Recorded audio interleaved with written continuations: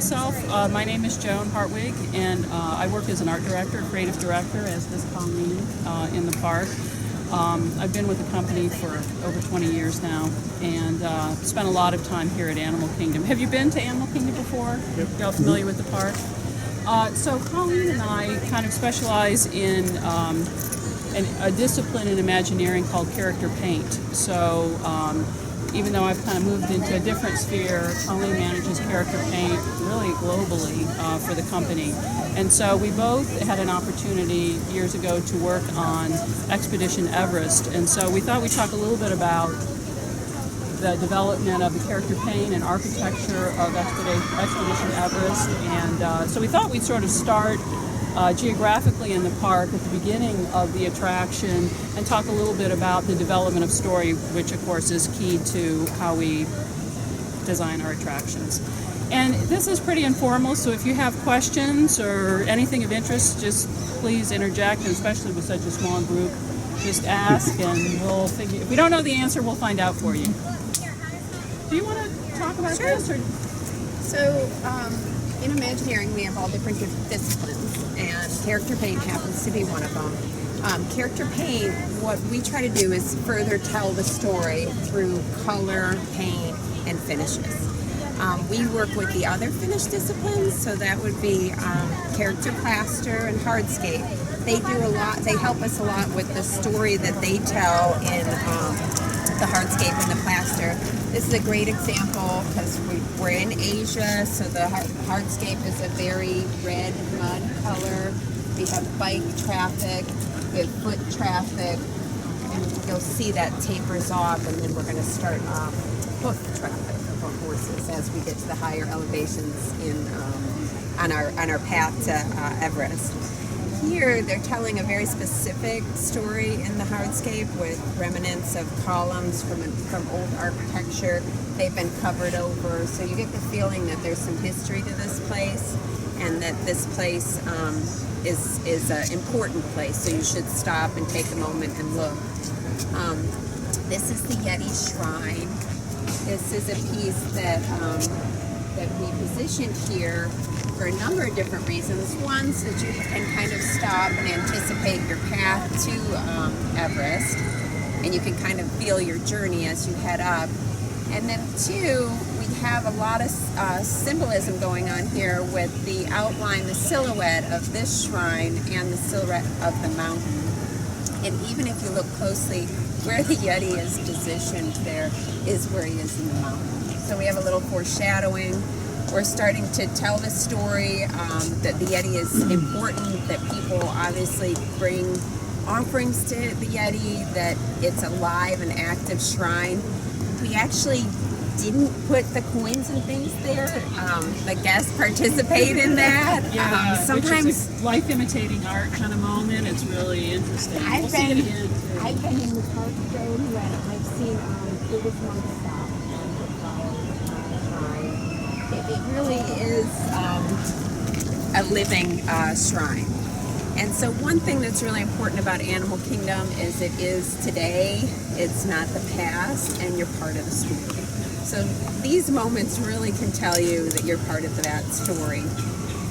We're also starting to build up our color story of introducing red and some of the elements that we're going to see all the way along the path.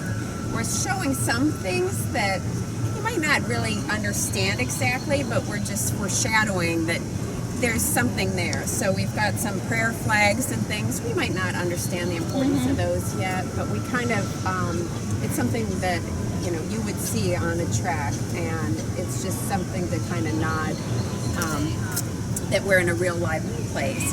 And we'll talk more about those as we continue up. The one thing I always like to look at from this point of view is on Everest, the forced perspective.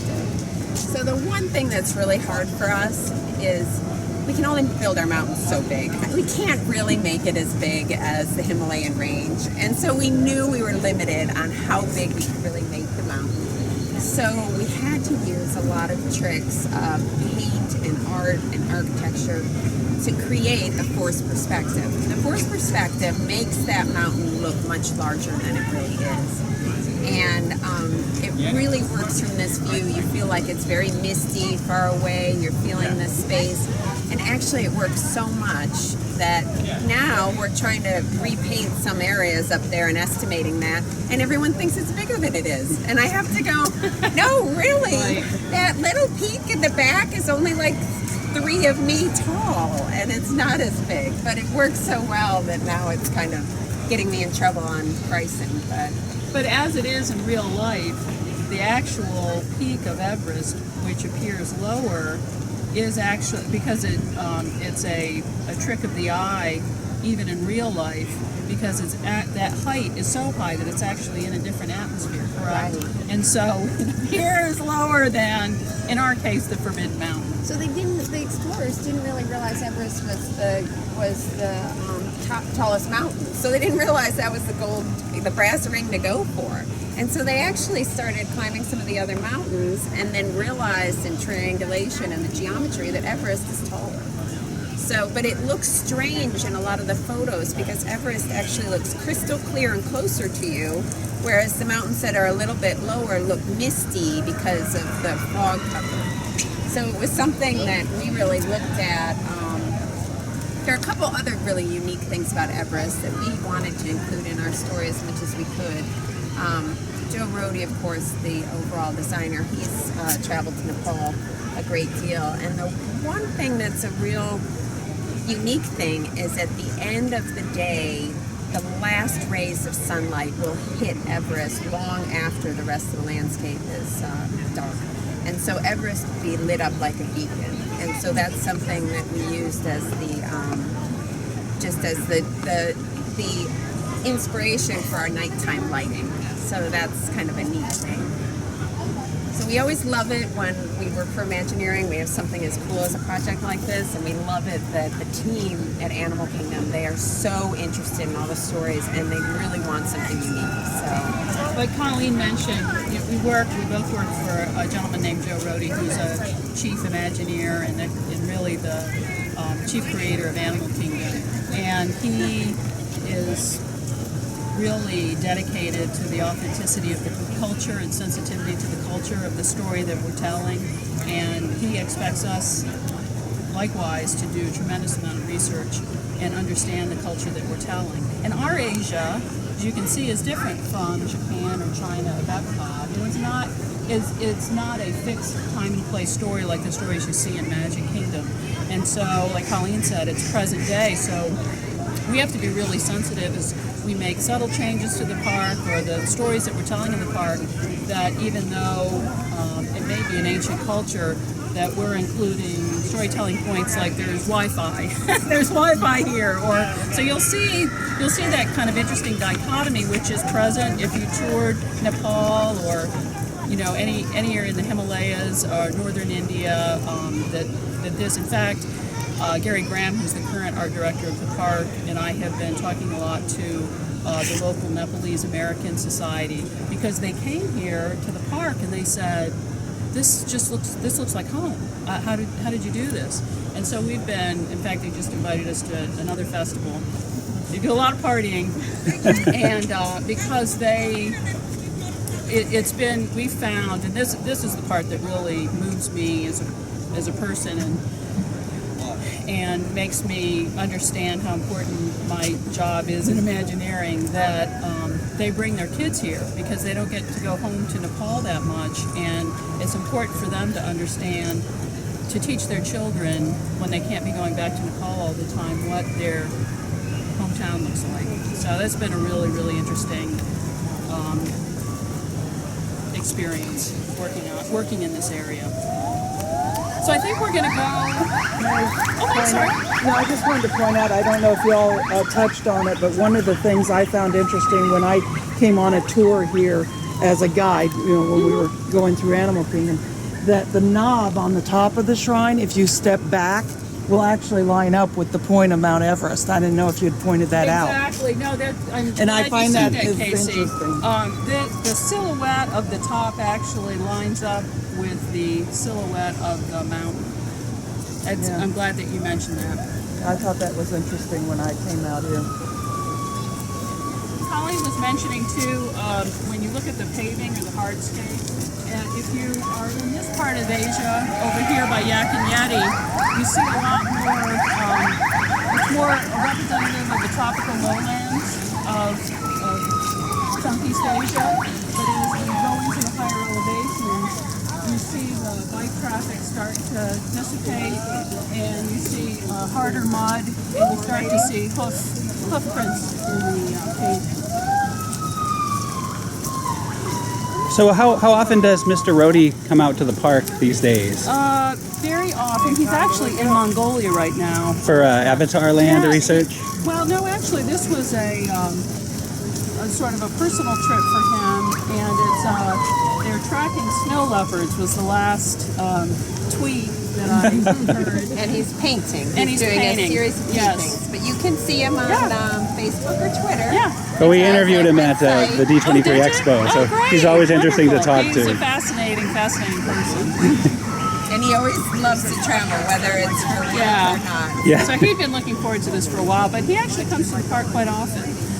As you mentioned, they're in development for Avatar out in California right now.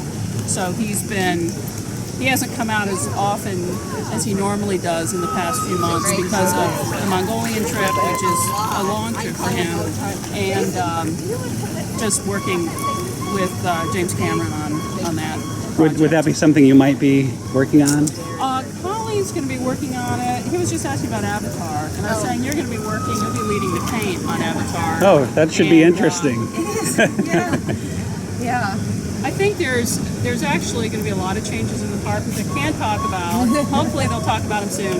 But, it's the next evolution for animal painting. So I think it's going to be a lot of interesting growth coming up in the next few years. It's going to be really exciting. It's really pretty amazing. I wish I could talk about it. Is it going to be its own park? Pardon? Is Avatar going to be part of Part Animal of Animal Kingdom. Or its Part of own Animal park? Kingdom. And I believe that they've announced that. Yeah. I don't want to speak out of turn. Yeah, it's crazy interesting. Animal Kingdom is universal love of animals. And so, how does the Yeti fit into that? Well, really, even when you get an idea of that when you enter the park, because we talk about animals of the past, real animals in the present, and animals in the imagination.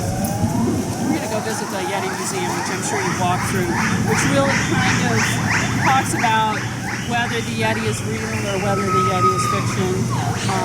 But that's really the animal part of the story, and of course you can hear the Science magazine giving right now.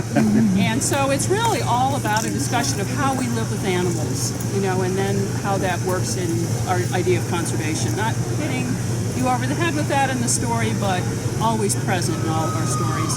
And so, of course, you saw when you came up, even in the graphics too, which are every discipline, every aspect of the work that we do reinforces the story. So you see it says Yeti Palace Hotel when we come up.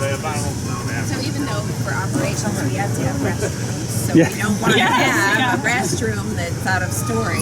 So here you're on the path.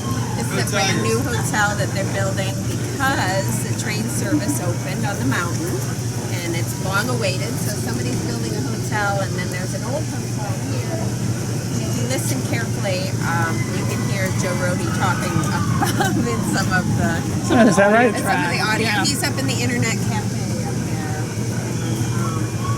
But of course, we can't really build all these things out of real things all the time. So a lot of our job is, especially in my role and in character plaster, is art directors come to us, they say we want to build a brick building, we want it to look about 200 years old, we want this one to look brand new, and then how do we tell that story in the paint, the finishes. And so on the brick building here, the brick is crumbling. Some of that wood is antique wood, some of it's new wood. And then we've got to marry it all together so that you can't tell. So we have a lot of different tricks for that.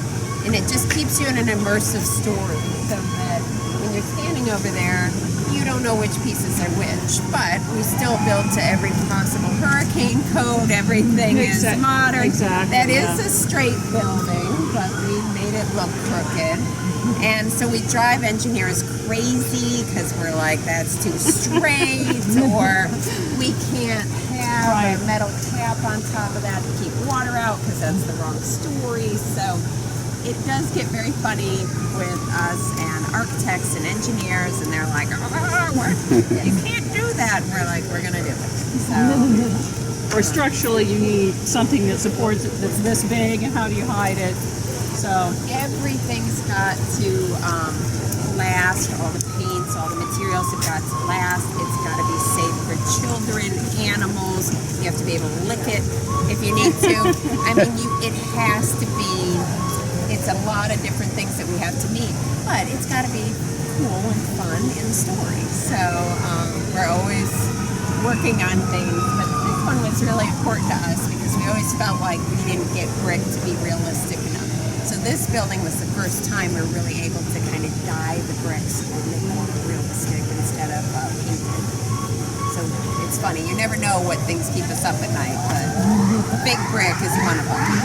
I mean, I think Imagineering was really about innovation, but we're really forced to innovate because we have to. We have to think about what is going to give us the most realistic finish with the best possible materials that will last the longest.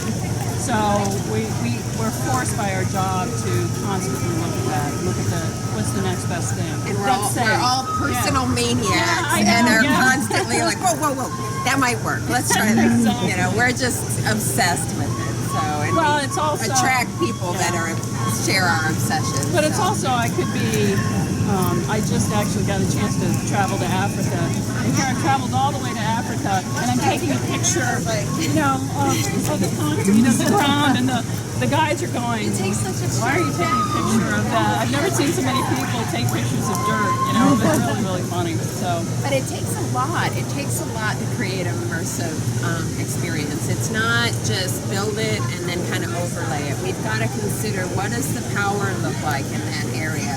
How do they string lights? Because we come from a very Western aesthetic, and we don't really know what we don't know.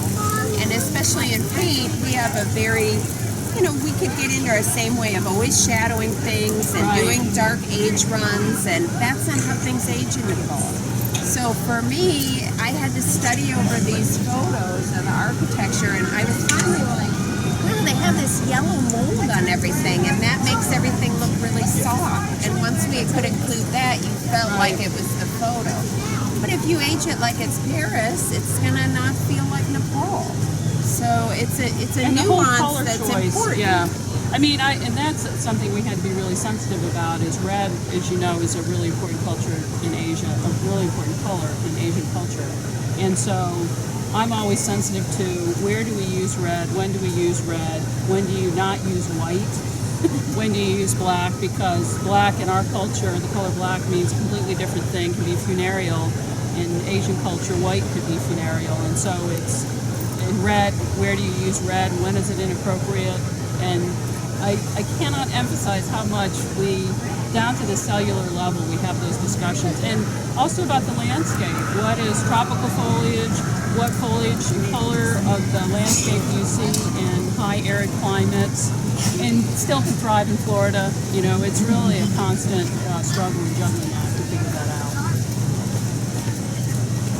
That other people wouldn't know this. If you haven't been to Nepal, you'll still be intrigued because you're like, that's a really interesting place. I don't know why I like it, but there's a lot going on with that.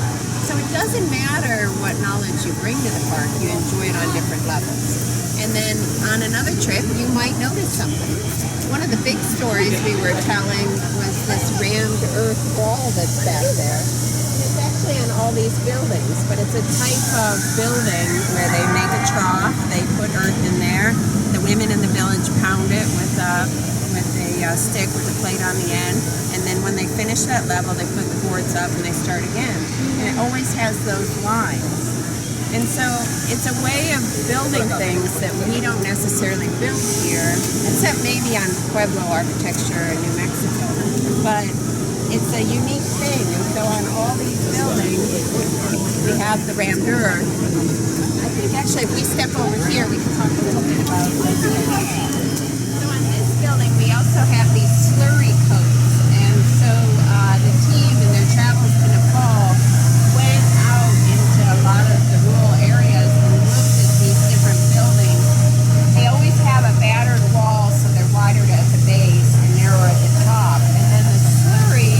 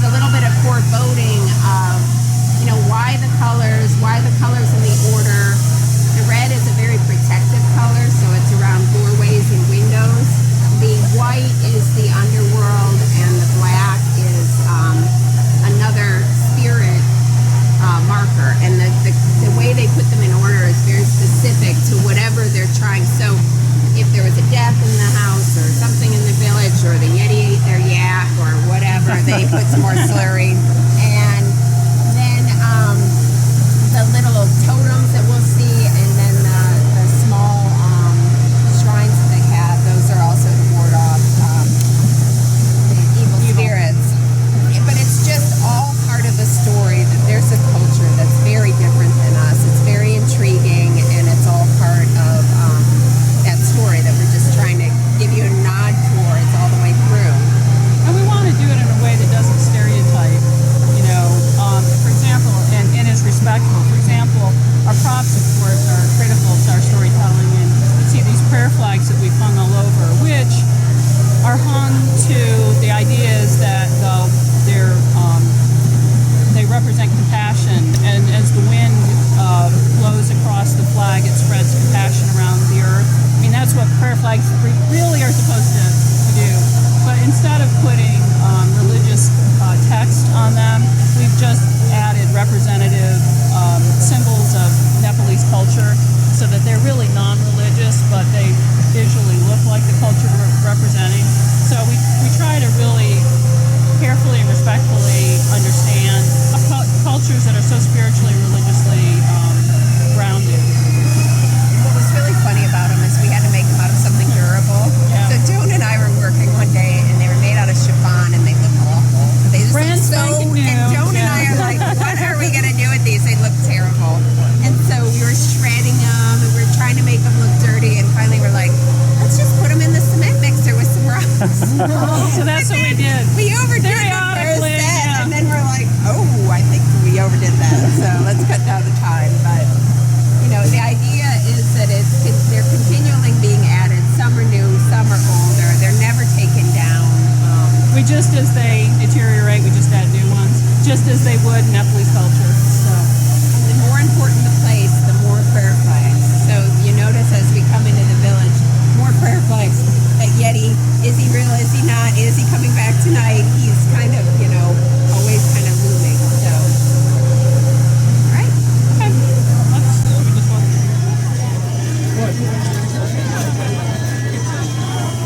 So this is one of our most unusual marquees because it doesn't really seem like the marquee, and we wanted to. It's not a formal sign. We really wanted it to feel like part of the story.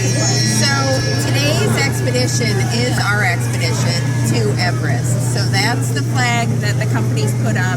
We've already, we're planning on going. They're waiting for us, and then these other people in the village keep putting up these banners about beware of the Yeti. And then the expedition, they're like, will you stop worrying about that Yeti and just put that sign on top? And they're always ripping them off and trying to get rid of them. But you're kind of like, well, I don't know what to believe in this whole story about, is he real, is he not? And it's interesting because this is an unusual rock. And in Nepal, if there's something unusual, sometimes a whole city is built around it. And so this rock and some of the other rocks that we'll see through here, they were kind of an indication of something special. So, There's some interesting details in the architecture around here. One interesting thing which was new to a lot of us working on the project was the stacked firewood. When you get to the higher elevations, you actually don't see a lot of wood. And so they typically use dung, animal dung, for fuel in their fires, cooking fires. But the stacked firewood is a great symbol of wealth in Nepalese culture. So the more firewood you have on the roof of your house, the wealthier you are. you can imagine how the inspectors and the fire department felt about when we're like, we're going to stack wood on the roof. No. Exactly. So we had a big negotiation with that, but it's all treated. But we have those internal, conversations all the time. I aged a 55-gallon barrel drum and just a steel drum that you would see. We get those drums new, and then we put a paint treatment on them to look rusted. And I got an angry phone call. How dare you put this rusted barrel on there? And I said, no, it's a new barrel. It's painted to look like rust. So we have those conversations more often than you'd like. I still get in trouble Yeah. for aging the roller coaster tracks because when they inspect it, they're like, this is terrible. but it's not going to. It's completely rusted. It's Yeah. fake. It is fake. It's not rusted. So it's always interesting. Or they'll preface it by saying, "Is it supposed to look like this?" This is this building over here. It's a really great example of an aging story. So we wanted to have a mandir in the town, but of course we can't buy an antique one and ship it. So we commissioned this one to be custom built for this project in Kathmandu. And when all of it was hand carved, so it tells the story of a Yeti. The Yeti figure is in all different areas. It was all hand carved. It was assembled in Kathmandu.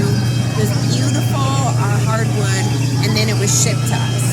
We didn't have the heart to tell them that we were going to age it because they had worked so hard and it was so perfect. But when we got it, we were like, it's really beautiful, but it's supposed to be 80 to 150 years old. So we got those pieces, we laid them out in the Florida sun, we hacked them with hatchets, we sandblasted them, we made the wood crack, we used chainsaws, we just went to town on it, and now it has a feeling of being an antique piece. And they were happy when they saw it. It was just like, they wouldn't have had the heart. It was really hard. I mean, I still have some of the Yeti heads in my office because it was really hard to hatchet off the Yeti head that was so beautifully carved. But it was important to us to use a vendor in Nepal because their style of carving, everything, it makes it much more unique. So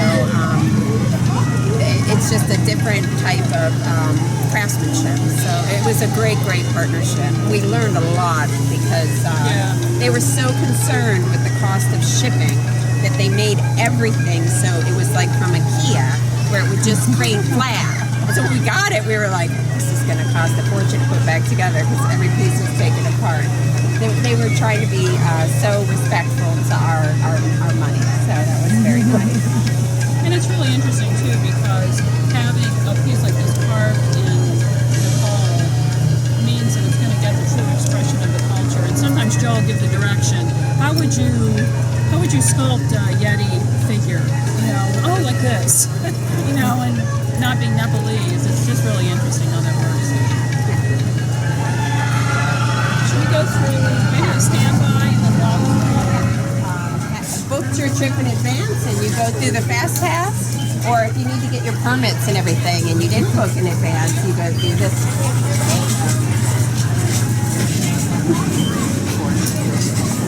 Morning, everybody. Morning. Good morning.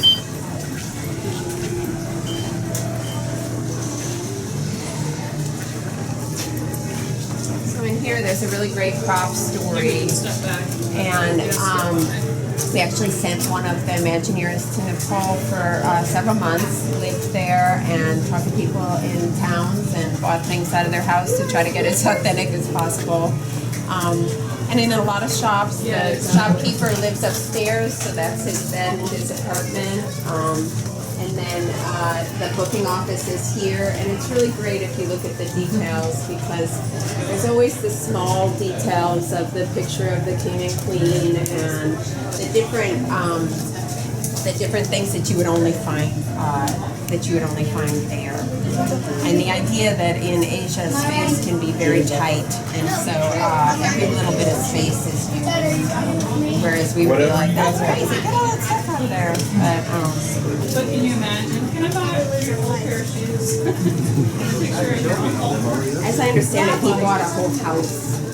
And so he took the whole house because he needed all these weird pieces, like this strange ladder. We would never have a ladder on a staircase like that. He wouldn't even think of that. It's a very simple solution to get upstairs. And we just really admire that. Here's this little kitchen over here. It's all very simple. We recreated a lot of these Tibetan cabinets. A lot of the Tibetan cabinets, we know that to get them out of the country, they'll paint them black. And when Americans get them, or Europeans, or whoever's buying them, they wipe them back and they find this incredible painting. So we've got quite a bit of that. So that's a really neat thing. Detail. All right.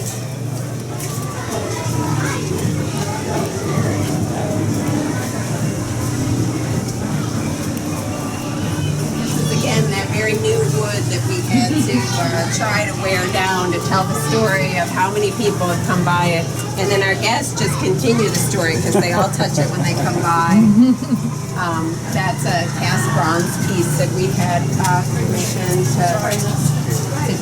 to show the Yeti and his protector of the mountain, and that's really part of the ecotourism story, that the Yeti is protecting the wilderness and that he's very important to these mountains because he's keeping them pristine and defending them.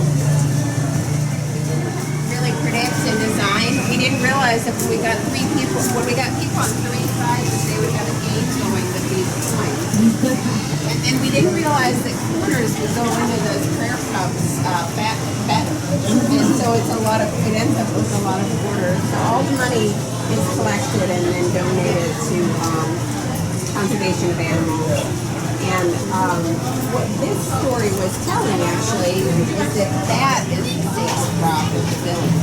That was a very important rock, and the village came up around that rock, and that's why it has cups and oils and it's really awesome when they get to participate in adding money.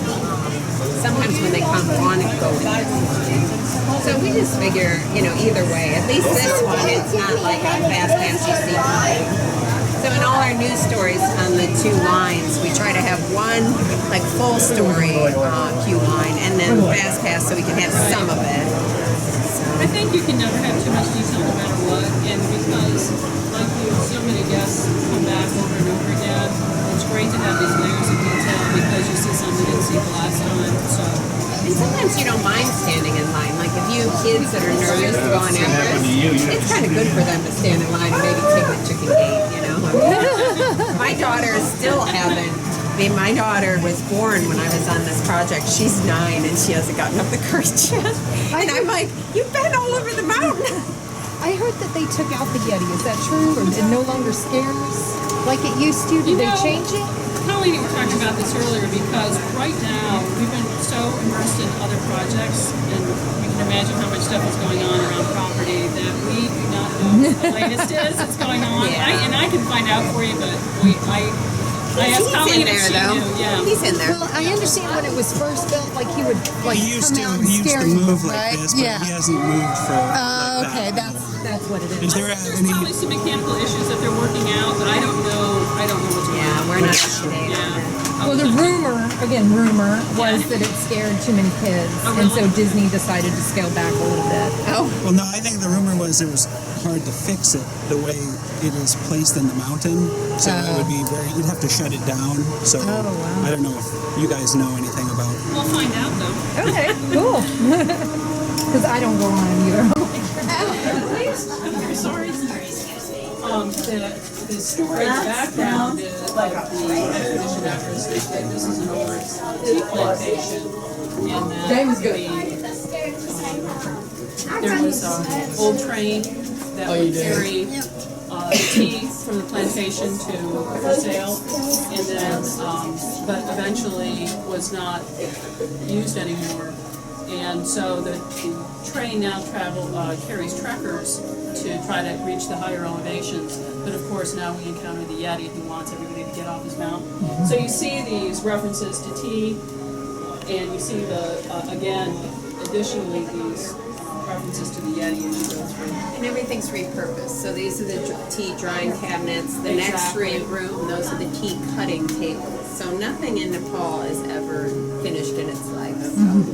And then this story is really great because that's his little shop and his bed and the shopkeeper. And he's selling a few things that you might be missing before you head up on your trek. Warm socks. Yeah, or shovels.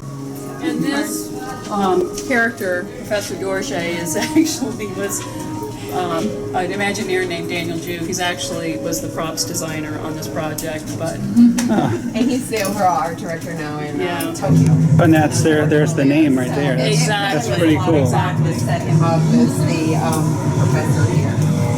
Did he know it was going to ultimately be that? Yes.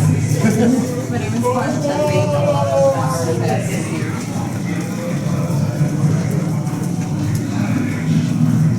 So we've got all the different, he's lining up all the different images of the Yeti and some of the scientific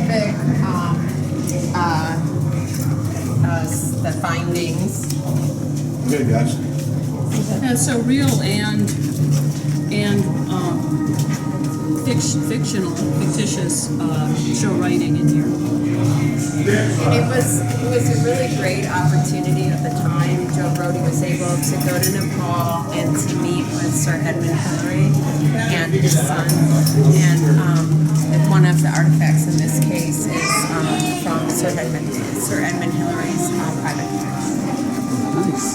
It was just a really great opportunity because there was a lot of interest in this attraction for the culture and for the history lesson of it, which was great. So Joe is so great about including global community or reaching out to the real people and partnering with them, and then just not telling their story for them, but actually talking to them. Inviting them to tell their story. It's really great. His son, Sir Edmund Hillary's son, was at the And I think, didn't Joe do a follow-up with the Discovery Channel based on this? There are several Discovery Channel. There's a travel channel. There's a travel channel special that shows a trip that Joe and the team took looking for the Yeti, and we'll see the case for that, and they have their findings in that. And then there was also a making of on Discovery Channel, making of Everest. I think there's a few books too. There's a, Yeah. have a And the couple books. making one, actually a lot of the team's in there, and I'm actually in that one, which is really funny because some of the interns we hired this year were like, I saw you in there, and I was so amazed that there was a woman Imagineer.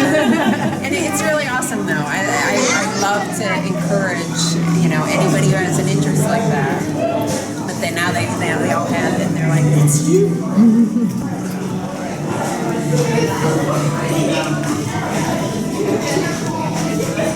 So you can see some of the props that show the wrath of the Yeti. So you start to get an idea of how violent this animal could be, this figure. The Yeti. Excuse me.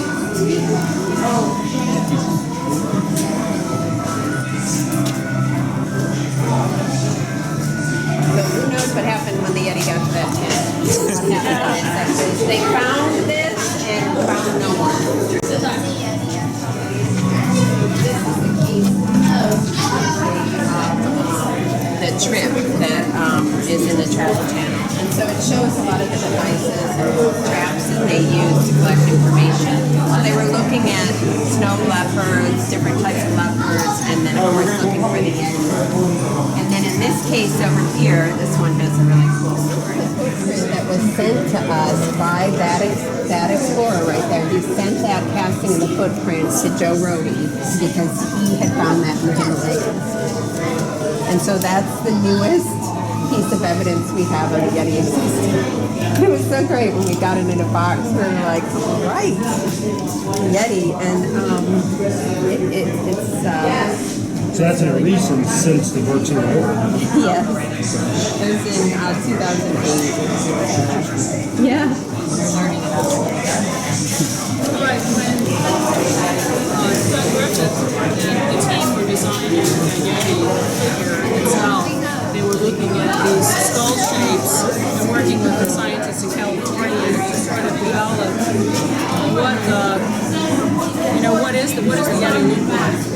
What is the Yeti? Oh yeah, it does. It's a Skeletal systems does this Yeti have? We actually had to build something, so this is really interesting as a backdrop for that conversation of the detail that the animators go through to develop a figure. And then this is the Yeti footprint that Professor Thornton used. It's quite a bit bigger. It's very exciting. Yeah, he's been eating a lot. I know. It's a good improve just because you've been convinced by this room. So Norval and Bob, who are running the whole operation with the train, are like, don't be concerned. Come on, get on the train, don't care. Pay no attention.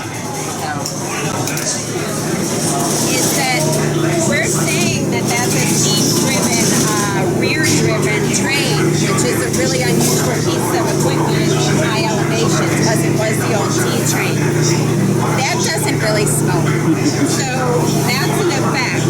But in order to back up that effect, we had to paint black soot everywhere. Otherwise,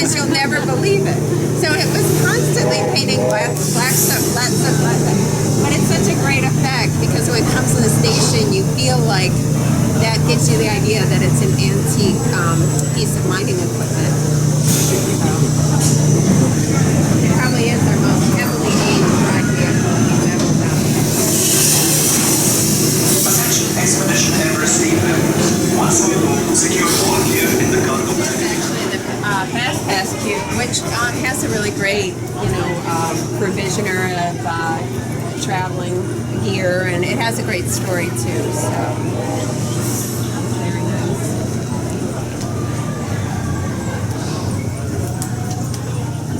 I think we're out of time, Are we? unfortunately. Does anybody have any questions? I have a question. There used to be a steam effect the first year the ride was open, but it hasn't worked in a while. It's right there. No. Up on the mountain, it was sort of a fog when you went. It was like a Right, first or second year right, thing. that Is there mixture. any chance of that coming back? Or I'm really not sure. I think that it's still operating. I'm really not sure. I could ask them, but I don't know. yeah, that was just a question I was told to ask if Yeah. About the fog effect? the fog effect. Yeah. So it looked like snow blowing off the peak. Right, because the bird is working now, right? The bird up there, does that still come out or? I think that they reactivated the bird. Okay.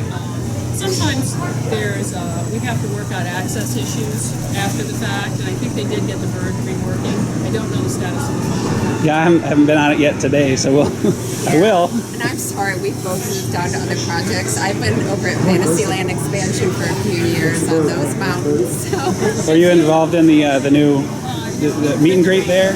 yeah, Yeah. I've worked on this whole project. Yeah, it's very nice. We Now just I'm on Mine Coaster, oh another mountain. Limited by the sight lines and how big we can make that mountain. And even though we have a mountain of rock work, it's never enough. It's an incredible feat to get that much cement and that much steel going, but it's still never enough. So. But on to next mountains. So the Mine Coaster opens. So how is that looking? oh, great, really great. Yeah. When is that supposed to open? Is there a date or? Next year. Okay. Sometime. We're furiously trying to get to a date. It's very complicated. That's a mountain as big as Everest, but it's in the ground. Right. So you got to go down. So you're working over there too? You're Yeah. not just assigning animal people? No. So my big project now is Fantasyland expansion. Is it going to be as intense as this one or less intense? Less intense, but like this one where it's only a lap belt, so the whole family can go on it, which I always really appreciate that we don't have to split up.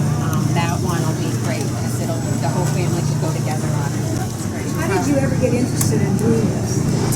I was in art school. I have a degree in fine art, and I was working for theaters doing painting backdrops and things because I loved big scale.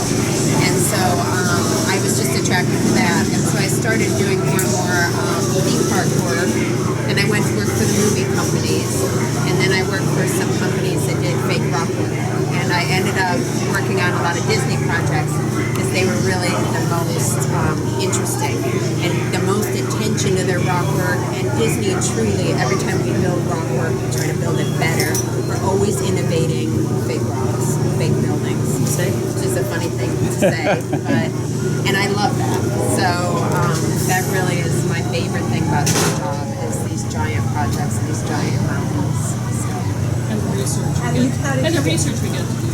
Yeah, I was an English major. I graduated with a degree in English, but I love storytelling.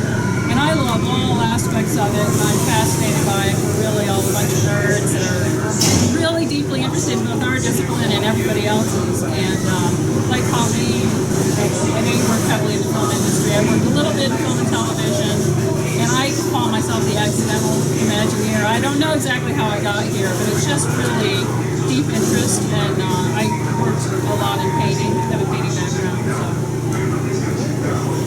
Is this a tour that's available to the public if they wanted to buy the tour, or is it just for limited time magic? Limited time. One day, or 1 week only? Yes. Okay, thank you. We hope you all enjoyed it. Yes. At this time, you guys do have a one-day, one-park tickets.